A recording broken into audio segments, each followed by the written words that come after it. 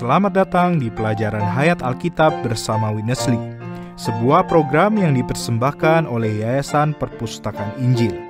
Winnesli seorang hamba Tuhan yang melayani selama lebih dari 7 dekade di 5 benua, mencapai puncak ministrinya dengan membuat eksposisi seluruh Alkitab selama 21 tahun yang disebut Pelajaran Hayat Alkitab. Pelajaran Hayat ini adalah dasar bagi program kita hari ini. Di dalamnya ada cuplikan berita pendek yang disampaikan oleh Winnesli. Sekarang mari kita bergabung dengan program hari ini. Di dalam ruang lingkup ministri pelayanan kekristenan, ada banyak hal yang dilakukan dengan mengatasnamakan pelayanan kekristenan tertentu. Tetapi 1 Korintus pasal 3 adalah pasal kunci yang menunjukkan dengan sangat jelas bahwa pekerjaan unik di mana kita dan semua orang percaya harus berbagian adalah pekerjaan pembangunan.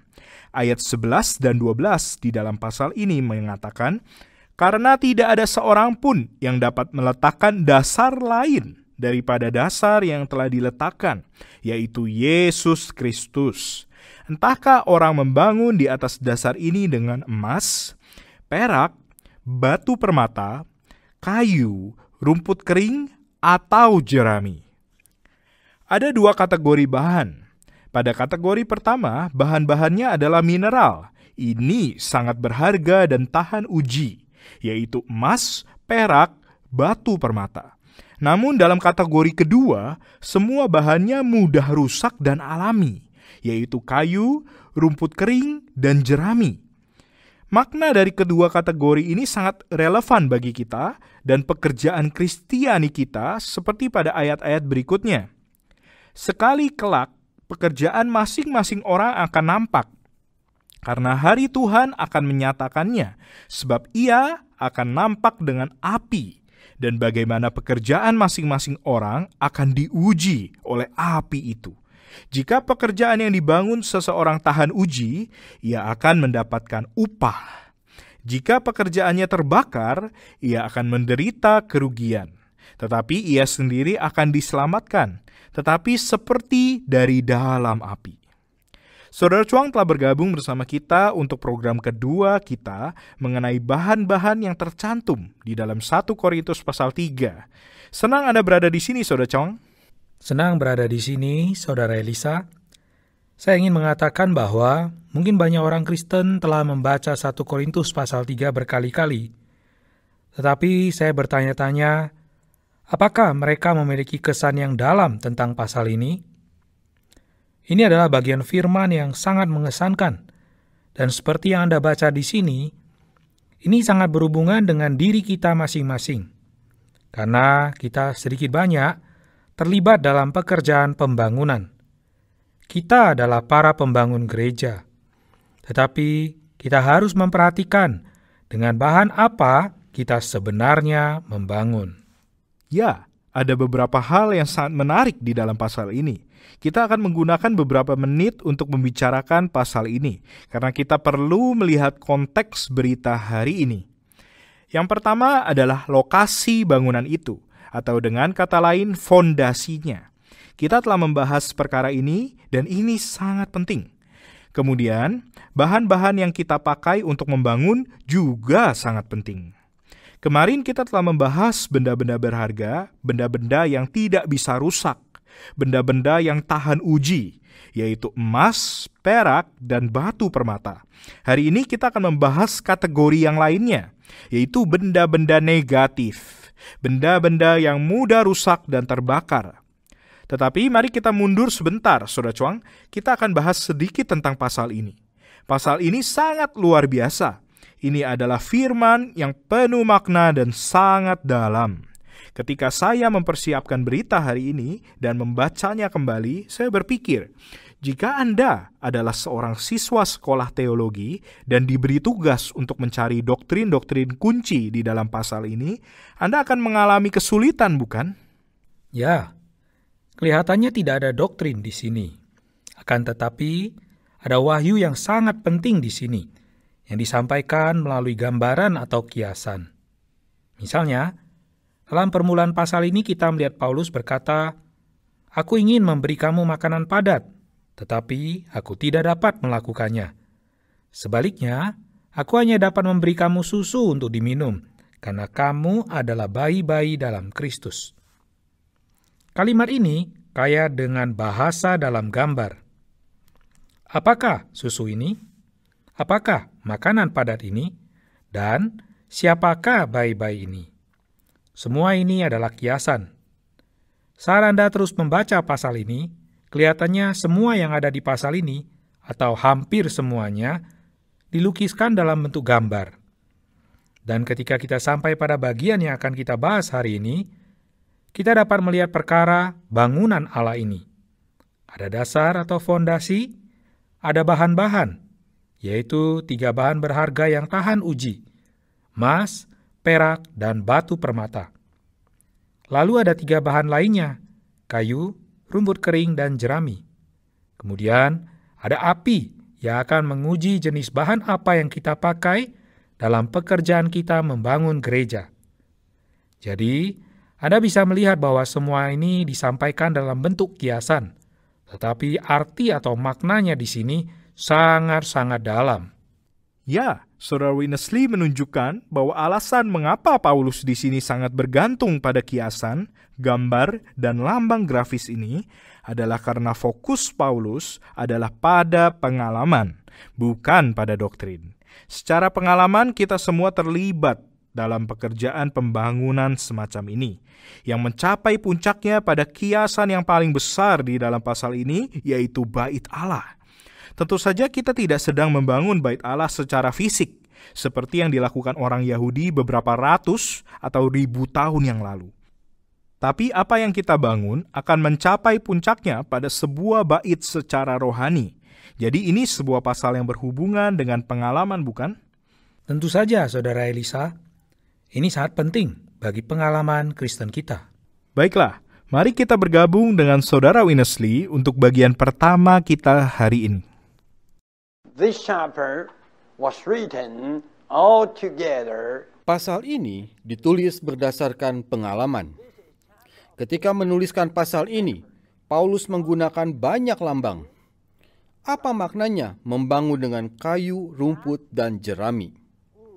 Secara khusus dan real, kayu di sini mengacu kepada sifat manusiawi orang-orang Yunani. Secara alamiah, orang-orang Yunani sangat filosofis. Saya yakin mereka bahkan memfilsafatkan Kristus. Jadi, kayu menunjukkan alamiah mereka, pembawaan alamiah mereka. Kita tidak boleh membangun gereja dengan kayu. Maksudnya, kita tidak boleh membangunnya dengan sifat-sifat dan pembawaan alamiah kita. Rumput melambangkan manusia daging yang belum ditebus. Kayu melambangkan sifat orang-orang Yunani, sedangkan rumput melambangkan manusia alamiah orang-orang Yunani. Membangun gereja dengan rumput adalah membangunnya dengan hakiki kita di dalam manusia alamiah kita. Orang-orang Korintus tidak diperbolehkan membangun dengan sifat Yunaninya dan pribadi Yunaninya. Jerami melambangkan pekerjaan dan kehidupan yang terbit dari sumber tanah. Jerami tidak memiliki hayat. Membangun dengan jerami lebih buruk daripada membangun dengan kayu dan rumput. Iri hati, perselisihan, dengki, gosip, dan kritik adalah aspek-aspek jerami. Orang-orang yang filosofis biasanya sangat kritis. Semakin banyak berpikir secara filosofis, semakin sering mereka mengkritik orang lain. Kritik semacam itu adalah jerami. Di antara orang-orang Kristen hari ini, sulit ditemukan bahan-bahan bangunan yang pantas. Sangat banyak kayu, rumput, dan jerami. Di mana-mana kita dapat melihat pembawaan alamiah, diri alamiah, dan bahkan perkara-perkara seperti iri hati, cemburu, perselisihan, kebencian, gerutu, dan keluh kesah. Saudara Chuang, pada akhir pembicaraan Saudara Witness Lee, ada suatu peringatan yang keras. Dari ayat-ayat yang telah kita baca, ada fakta bahwa bagi kita orang yang percaya, ini bukan bagi orang yang tidak percaya, bahwa kita akan menghadapi satu jenis penghakiman. Bagi kita semua ada satu hari yang akan datang di mana pekerjaan yang kita lakukan dalam perjalanan Kristiani kita akan diuji. Dan secara kiasan yang akan mengujinya adalah api. Jadi sifat dari bahan-bahan yang dengannya kita membangun itu sangat penting, bukan? Benar-benar sangat penting. Karena bangunan Allah sebenarnya tidak dapat dibangun dengan kayu yang mewakili sifat manusia atau sifat dari apa adanya kita berdasarkan kebangsaan atau kebudayaan kita. Kita tidak boleh membangun gereja oleh kelahiran kita, oleh didikan kita, oleh cara hidup yang kita miliki, sifat Amerika, sifat Jerman, sifat Tionghoa, sifat Jepang, dan lain-lain. Setiap bangsa memiliki sifatnya sendiri, caranya sendiri dalam melakukan sesuatu. Cara berpikirnya sendiri, cara hidupnya sendiri.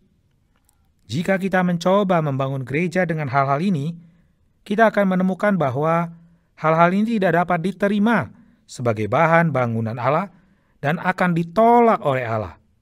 Juga, pada akhirnya akan terbakar oleh api, seperti yang dibicarakan di dalam ayat ini. Dan kemudian, ada rumput. Anda tahu, ada satu ayat yang mengatakan bahwa semua daging itu seperti rumput. Apakah daging di sini? Daging berarti manusia yang jatuh. Jadi, jika kita mencoba membangun gereja dengan diri kita sendiri sebagai manusia yang jatuh, yang adalah daging di mata Allah, maka kita menggunakan rumput untuk membangun bangunan Allah yang ilahi dan kudus. Ini mutlak tidak dapat diterima, dan bahan semacam ini akan dibakar oleh api penghakiman.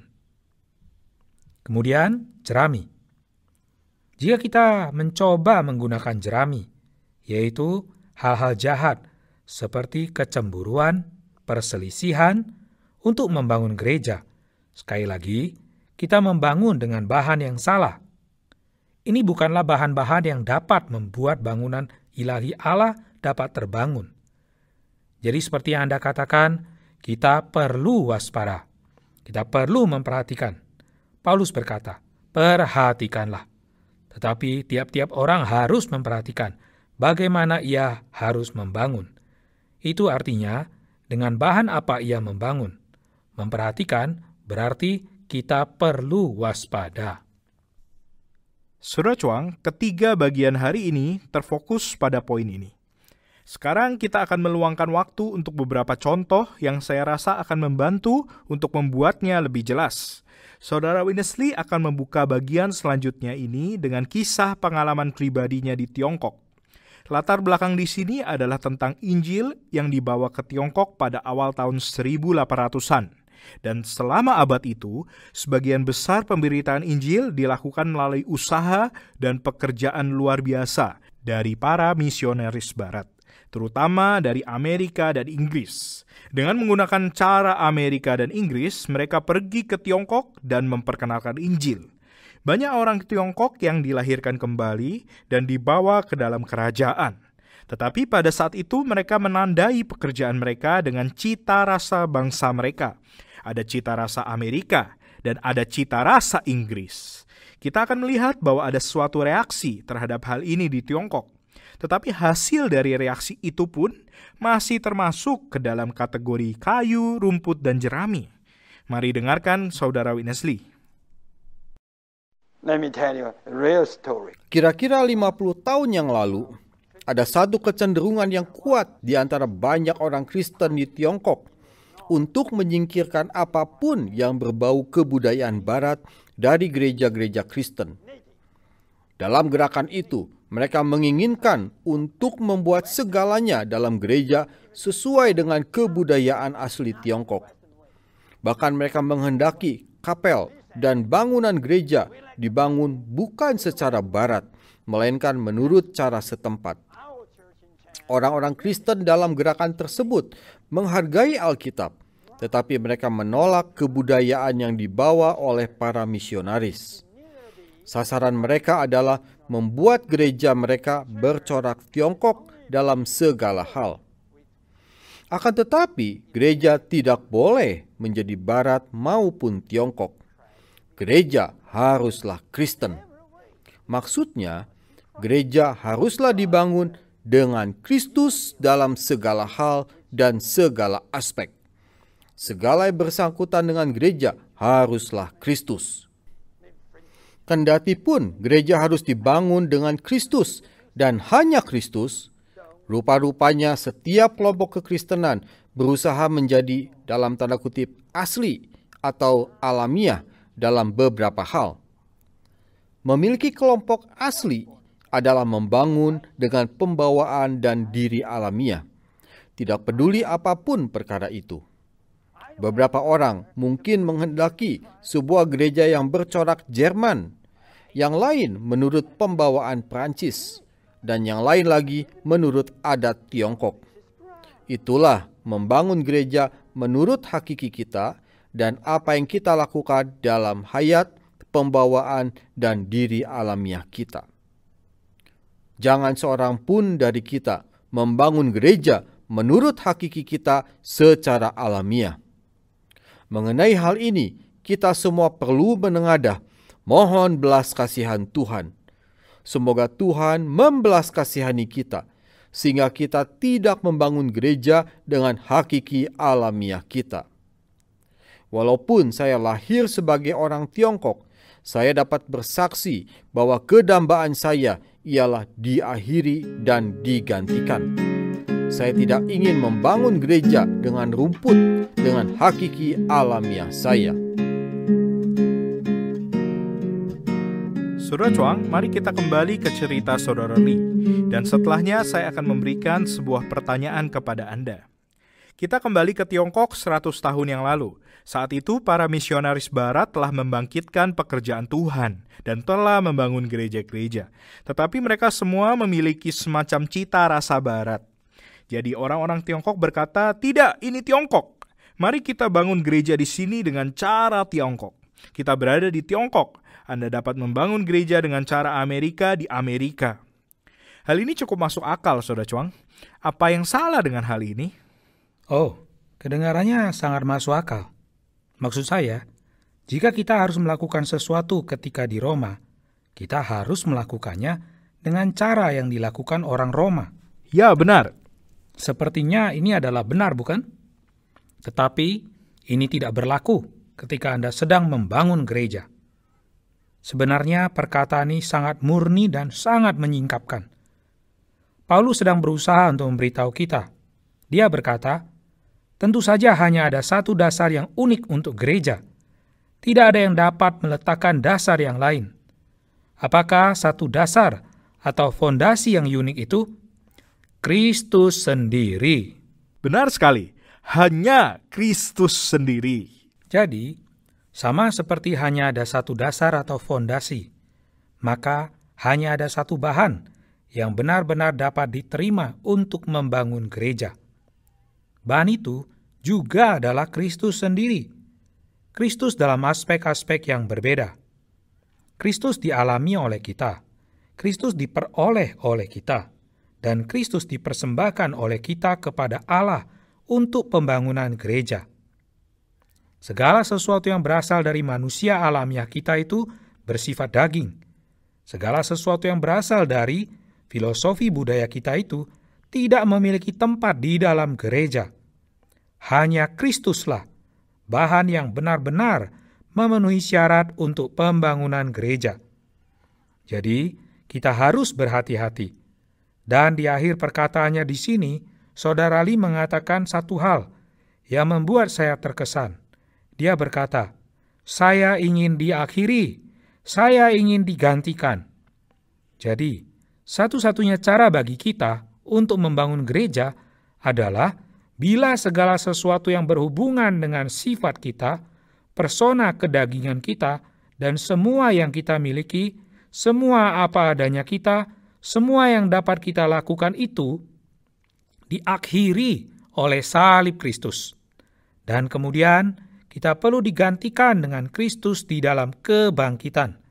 Dengan demikian, gereja akan dibangun dengan bahan yang tepat. Ada banyak hal hari ini yang tampaknya adalah ujian bagi kita semua. Misalnya ada seseorang dari luar mau datang ke gereja kita. Apakah yang dia rasakan? Apakah yang dia lihat? Apakah dia melihat sesuatu yang mencerminkan budaya kita? Mungkin dia melihat sesuatu yang mencerminkan seseorang yang berkarunia di antara kita. Seseorang dengan kepribadian yang sangat menonjol. Atau apakah dia melihat Kristus dan hanya Kristus?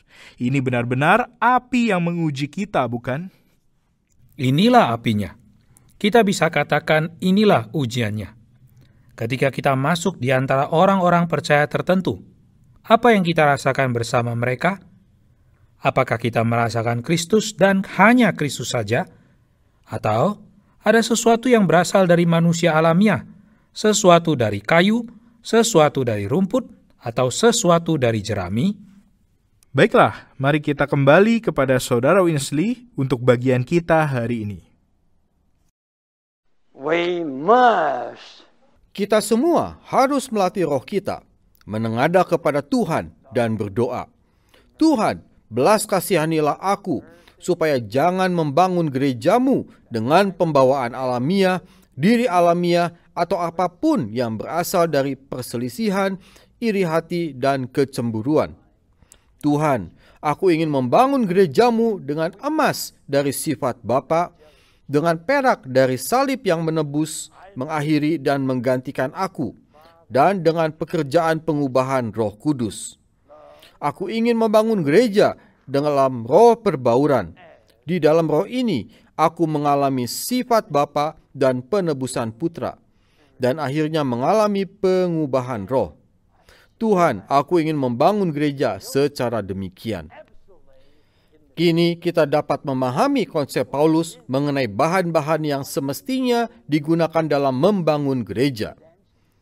Dalam pasal 3, sebenarnya Paulus memberitahu kaum beriman di Korintus, kalian adalah tanaman di ladang Allah. Kini kalian perlu menumbuhkan Kristus. Semakin bertumbuh, kalian semakin menjadi emas, perak, dan batu permata bagi pembangunan Allah. Jangan meletakkan dasar yang lain selain Kristus. Jangan mengagungkan sesuatu, seseorang, atau suatu doktrin, atau suatu praktek. Membangunlah di atas Kristus yang al-muhid sebagai satu-satunya dasar yang telah diletakkan. Tetapi berhati-hatilah supaya jangan membangun di atas Kristus dengan sesuatu yang bersifat Yunani, melainkan membangunlah dengan sifat Bapa dan penebusan Putra yang akan menghasilkan pengubahan roh. Maka gereja akan menjadi emas dan penuh dengan perak dan batu permata. Saudara Chuang, kita telah menghabiskan sebagian besar waktu hari ini dengan berfokus pada 3 kategori negatif, kayu, rumput, dan jerami. Tapi Saudara Lee di sini menyinggung juga hal-hal positif yang telah kita bahas sedikit kemarin. Saya rasa akan lebih baik untuk menutup program hari ini dengan memberikan suatu ulasan tentang bahan-bahan yang positif ini. Bagaimana jika Anda mengulangnya kembali untuk kita? Ya, bahan-bahan positif ini pertama-tama adalah emas.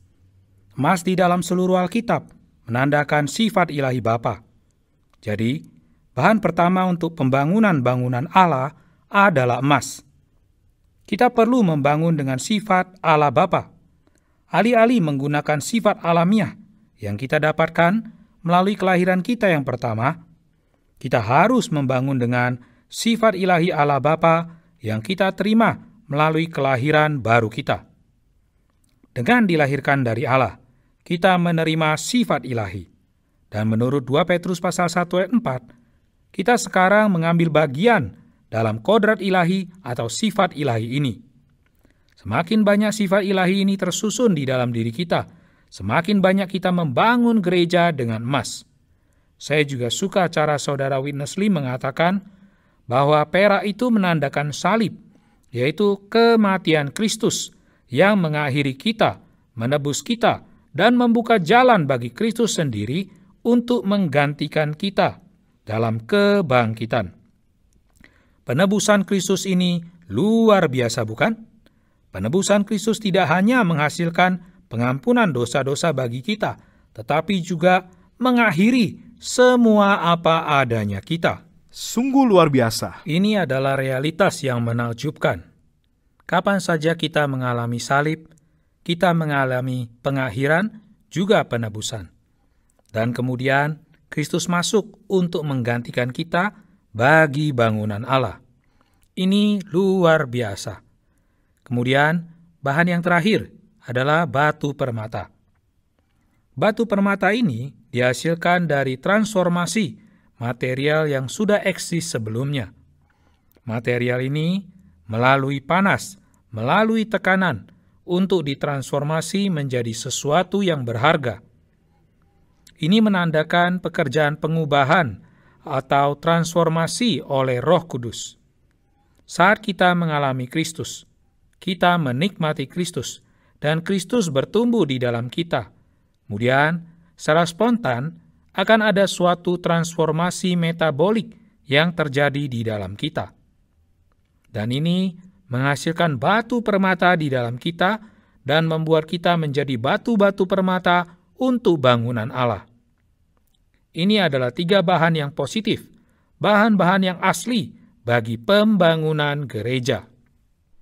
Suatu gambaran yang luar biasa untuk melihat pasal ini, penuh dengan kiasan, gambar, dan lambang yang dibentangkan sedemikian rupa hingga benar-benar memberikan kesan yang dalam pada kita, baik secara positif maupun negatif. Seperti yang telah kita bicarakan, ada peringatan yang bukan hanya tersirat, tetapi juga sangat spesifik bagi kita semua di sini. Namun pada saat yang sama, melalui gambar-gambar ini, kita diberi kunci bagaimana cara membangun gereja. Bukankah demikian, Saudara Chuang? Ya, benar. Gambar-gambar ini menunjukkan kepada kita bagaimana kita semua sebagai orang-orang percaya harus membangun gereja. Pasal ini telah kita bahas selama beberapa hari.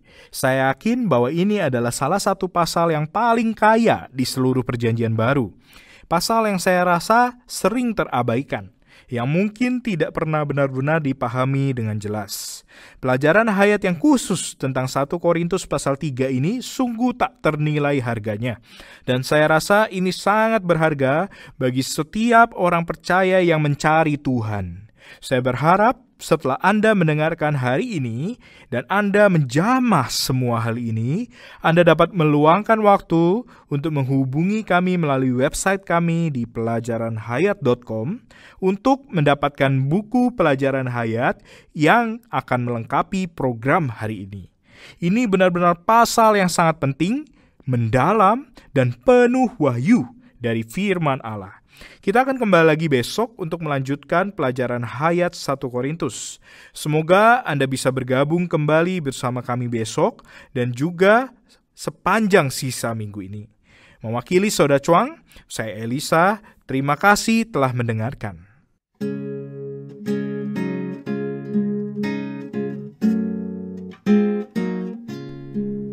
Selama berabad-abad, Tuhan telah memulihkan banyak kebenaran mengenai tujuan dan rencananya bagi umat manusia. Perjanjian Baru dengan catatan kaki versi pemulihan oleh Yayasan Perpustakaan Injil menyajikan kebenaran penting ini dalam format yang mudah dipahami dan dipelajari. Alkitab ini dilengkapi dengan garis besar dari setiap kitab dalam Perjanjian Baru, lebih dari 9.000 catatan kaki, lebih dari 13.000 ayat referensi, bagan kebenaran penting, dan peta berwarna. Perjanjian Baru dengan catatan kaki versi pemulihan dari Yayasan Perpustakaan Injil tersedia di toko buku Kristen terdekat.